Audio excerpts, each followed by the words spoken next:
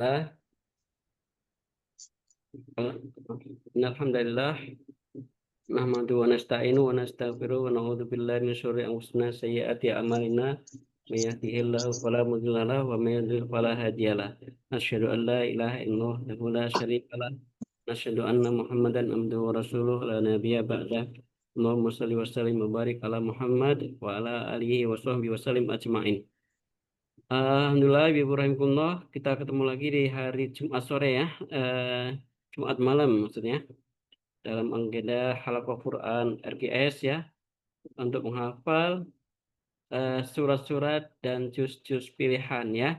Semoga setelah sekian waktu berjalan, kita semakin makin PW gitu ya, semakin PW, semakin on the track gitu, pikiran, perasaan, dan apa namanya kebiasaan ya dalam menghafal ini. Bagi yang mungkin penghafal baru yang sebelumnya belum pernah setoran, semoga menjadi sesuatu yang perubahan yang signifikan gitu ya, pola hidup yang dulunya nggak pernah menghafal, sekarang jadi pernah menghafal. Insya Allah banyak positifnya ya Bapak Ibu sekalian, alhamdulillah ya. Eh, Semoga semuanya sehat walafiat dalam naungan hidayah Allah SWT. Eh, Hari ini beberapa orang izin karena sakit ya. Saya lupa Putri dengan siapa. Ada yang anaknya sakit, ada yang ibunya sakit. Ada yang dianya sakit, ada yang anaknya sakit. Kita doakan semoga yang sakit-sakit sembuh semuanya. Allah sembuhkan, cepat sehatkan, dan sakitnya menjadi pengukur dari dosa-dosa yang dilakukan selama ini gitu ya. Jadi sakit itu harus dimaknai sebagai penggugur dosa, jangan hanya dikeluhkan gitu ya. Bahkan kadang-kadang ada kalanya harus disyukuri gitu ya. Untung sakit gitu. Jadi ada kegiatan-kegiatan yang mungkin harusnya tidak dilakukan, jadi jadi jadi alhamdulillah gitu tidak dilakukan ya. Yang tidak baik ya tentunya. Baik, kemarin saya share beberapa video YouTube maksudnya ya. Itu untuk disimak sebenarnya ya. Kita motivasi kita mengambil motivasi dari mana aja gitu ya. Di zaman teknologi digital ini, eh, kita mengambil motivasi dari mana aja, tidak terbatas gitu. Asal positif bisa kita ambil. Salah satunya yang pertama itu yang saya share itu tentang menghafal di usia tua. Kita banyak beralasan saya tidak lagi bisa menghafal, usia sudah tua ya. Kalau soal menghafal merasa tua gitu, tapi kalau soal jalan-jalan merasa masih muda gitu ya. Eh, jadi seperti itu. Tidak benar ya. Jadi dikatakan di video itu dan memang benar bahwa tidak ada istilah terlambat untuk menghafal. Tidak ada istilah terlambat untuk menghafal. Untuk talabul ilmi tidak ada istilah terlambatnya, hanya kalau sudah di liang kubur ya. Di kuburan itu namanya terlambat. Talabul ilmi minal mahdi ilal lahdi. Mencari ilmu itu dari bayi sampai liang lahat. Ya, sebelum kita berada di liang lahat belum terlambat. Para sahabat mulia, sahabat Rasulullah, menghafal di usia tua karena Rasulullah sendiri diangkat menjadi Rasul, menerima wahyu Al-Quran itu umur 40. Di antara sahabat ada yang usianya lebih dari itu ya, 40, 50, 60 gitu ya. Nah, mereka menghafal juga gitu. Jadi dan bisa gitu. Dan banyak testimoni sekarang yang menghafal usia 68, hafal pada selesai menghafal ada usia 75 ya. Ibu mungkin pernah melihat, menyimak testimoni seperti itu ya. Ada di Mesir di antaranya, nggak tahu di Indonesia ada atau tidak ya. Mudah-mudahan di antara ibu-ibu itu ada ya yang eh, yang punya testimoni menghafal di usia 50 mulai kemudian menghafal selesai hafalan di usia 55. Amin ya. Jadi target kita 30 juz ya. Niat kita jadi 30 juz, jangan tanggung-tanggung ya, niat menghafal 30 juz. Toh niat gratis ini kan nggak bayar di niat itu kan.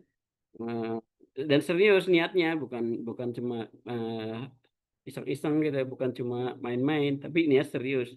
Dan kita mulai seriusnya dengan mulai diantaranya ini kegiatan pertama yang kita ikuti menghafal juz-juz pilihan, surat-surat pilihan. Adapun nanti dapatnya cuma 1 juz, 2 juz, selagi kita masih OTW, selagi kita semangat, dan kemudian Allah negeri kita, insya Allah Allah akan menggenapkan itu yang 28 juz, yang 27 juz gitu ya. Karena kita sudah niat kan, amal seorang muslim itu dinilai berdasarkan niatnya ya, bukan berdasarkan hasilnya. Orang berniat haji gitu kan, kalaupun belum terlaksana tapi niatnya sudah benar, langkahnya sudah konkret, dicatat sebenarnya sebagai amalan. Juga amalan-amalan yang lain seperti itu ya. Yang penting ada actionnya ya, ada action menuju OTW-nya itu ya, gitu. Itu yang pertama tentang menghafal di usia tua. Juga di kelompok halaqah ini tidak ada istilah terlambat mengikuti, karena ini bukan kajian bahasa Arab, ini bukan kajian yang perlu runut ya, yang perlu harus dari awal, dan bahasa Arab terutama apalagi ya, kayak gitu. Dan karena hafalan pilihan suratnya juga beda-beda, juznya beda-beda, jadi semuanya tidak ada istilah terlambat gitu ya. Ya, jadi mungkin barangkali yang jarang-jarang hadir atau yang baru hadir itu jangan merasa sudah terlambat, karena nggak ada istilah terlambat menghafalkan. Atau yang baru gabung sekalipun itu tidak ada istilah terlambat ya. Jadi jangan merasa terlambat, karena juz kita beda-beda. Kemudian eh, berikutnya adalah video saya tentang yang saya share kemarin tentang apa ya? Tentang rahasia hafalan kuat. Yang terakhir itu ya. Mudah-mudahan bisa dilaksanakan ya buat kakak-kakak juga, buat kakak-kakak pembimbing dan buat kita semuanya. Jadi yang hafalan kuat itu adalah yang mensinergikan antara eh, hafalan lisan dengan pemahaman hati ya dan pikiran gitu ya. Jadi lisannya aktif melafadzkan ayat-ayat gitu ya, murojaah ziyadah dengan suara yang keras katanya. Jadi menghafal itu dengan suara yang dikeraskan gitu. Tentunya bukan teriak-teriak ya, keras sebatas yang didengar oleh sendiri minimal gitu ya. Eh, jadi itu menguatkan hafalan gitu, suara keras itu. Jangan dalam hati ya menghafal, jangan gerenggem ya. Di rumah dikuatkan suaranya. Makanya makhorijul hurufnya, tajwidnya harus benar ya. Nanti kalau ada koreksi-koreksi, diperhatikan koreksiannya. Sehingga kalau kita membaca suaranya eh, keras gitu ya, kedengaran orang itu tidak malu gitu ya, nggak salah-salah gitu ya. Jadi seperti itu. Jadi membaca dengan suara keras itu menguatkan hafalan, karena dia mengaktifkan pendengaran dan mengaktifkan mata. Mata melihat tulisan, pendengaran mendengar suara sendiri, dan tentunya mengaktifkan kalau menghafal itu kan, membaca Al-Qur'an itu mengaktifkan lidah gitu ya, mulut dan makharijul huruf. Dalam bahasan lain bahwa ketika kita membaca Al-Qur'an dengan suara keras itu ada mulut dapat pahala, lidah dapat pahala, gigi dapat pahala, tenggorokan dapat pahala, hidung dapat pahala kan, makharijul huruf kan ada di hidung, tenggorokan, di gigi, lisan semuanya gitu ya. Mata dapat pahala karena melihat, mendengaran dapat pahala karena mendengar suara sendiri. Jadi berlimpah pahala ketika kita menghafal atau membaca Al-Quran dengan suara keras seperti itu.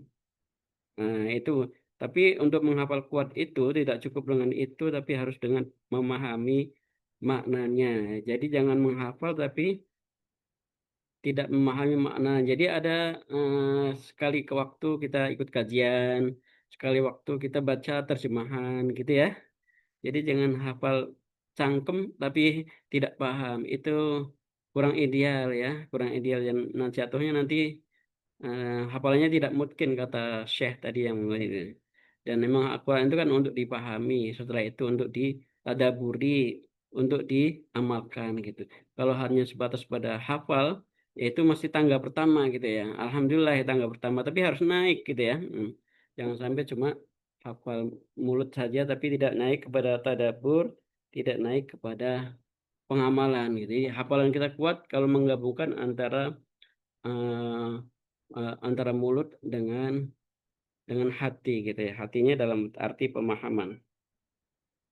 Kemudian di video lain yang saya share itu bahwa apa tadi? Bentar.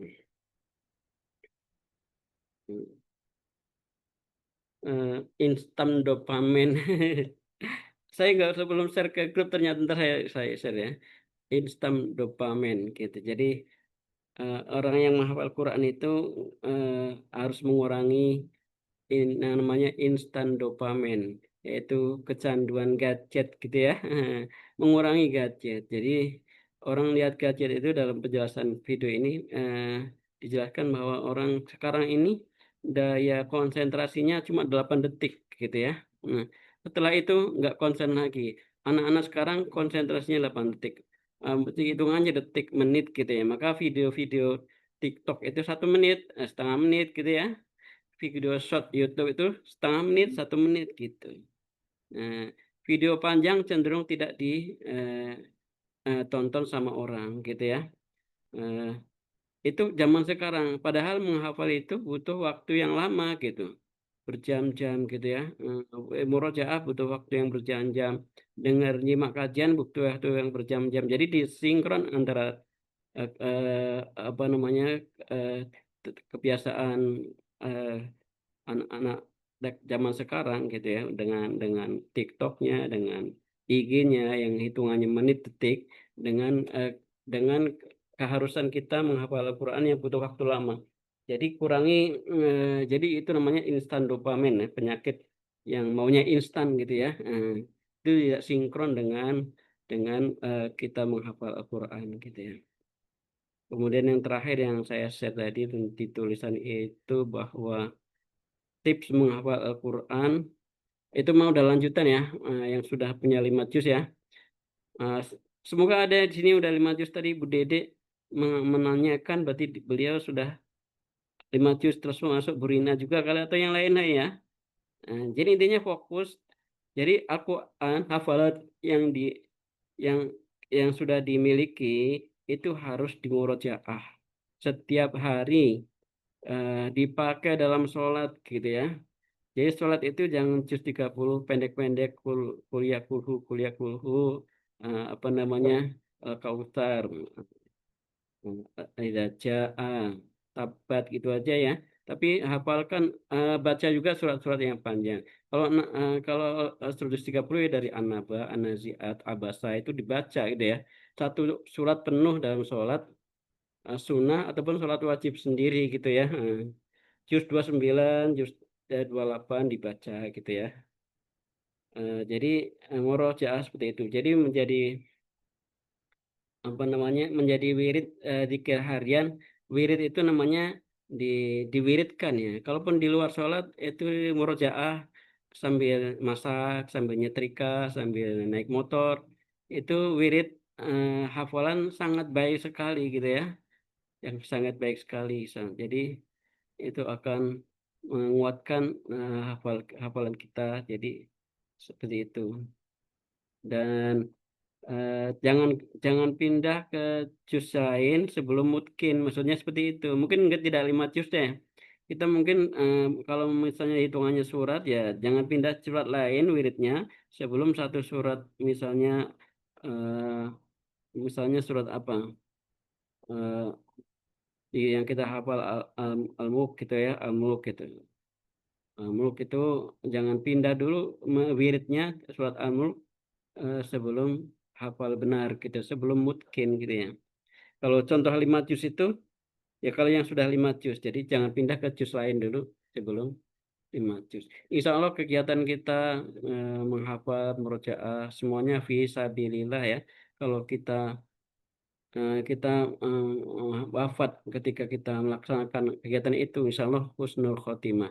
Dan dalam pembahasan hakikat kemenangan Ustadz Abdul Aziz bahwa orang yang berhasil melakukan amal ya meninggalkan kemalasan, itu berarti dia telah menang ya, telah menang. Setiap kali kita murojaah, setiap kali kita tilawah, setiap kali kita ziyadah, setiap kali kita halakoh, ini kita telah menang ya. Wa alhamahu fujuraha. Qad aflaha man zakkaha. Qad aflaha man zakka. Sungguh telah menang orang-orang yang mensucikan jiwa dengan melakukan amal-amal ketakwaan. Salah satu amal ketakwaan itu adalah berinteraksi dengan Al-Quran, baca Quran, menghafal Quran, seperti yang kita lakukan sekarang ini ya. Baik, itu saja. Ibu Ibrahimullah, semoga bermanfaat, semoga menjadi motivasi buat saya sendiri. Mohon maaf jika ada yang kurang. Bila taufik hidayah. Assalamualaikum warahmatullahi wabarakatuh. Waalaikumsalam warahmatullahi wabarakatuh.